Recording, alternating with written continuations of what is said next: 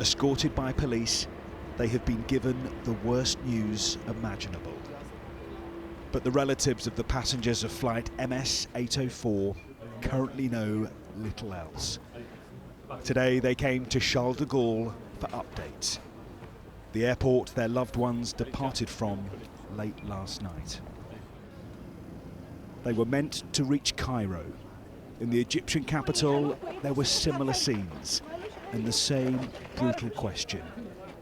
How did a plane drop more than 25,000 feet before disappearing from the radar? This is the actual Airbus 320 in question, landing in Brussels last year.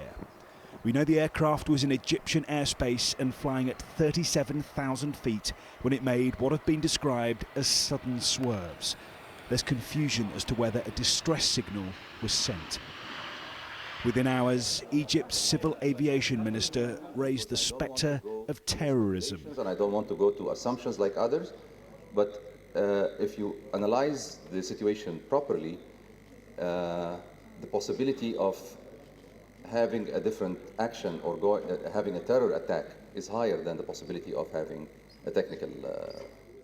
Flight MS-804 was travelling from Paris to Cairo and took off from Charles de Gaulle Airport in Paris last night at 10:09 UK time.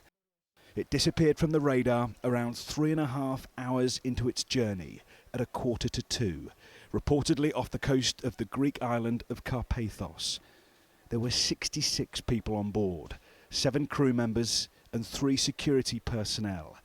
The majority were Egyptian, but there were also 15 French citizens, 2 Iraqis and 1 person from Britain. As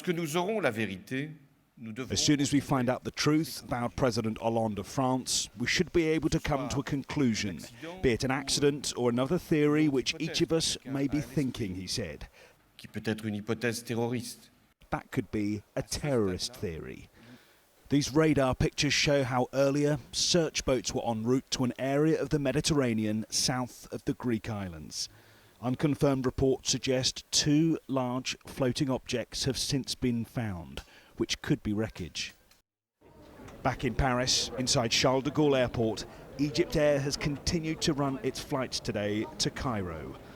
Understandably, travelling felt more tense than usual, with extra security guards and security screens. Mohammed was flying home to Egypt and told me how worried family members had been calling him, fearing he'd been on MS-804. Well, I've been receiving calls from 5 a.m. and I felt sad, of course, because of the people who got deceased on this plane, and nobody knows what happened to these people.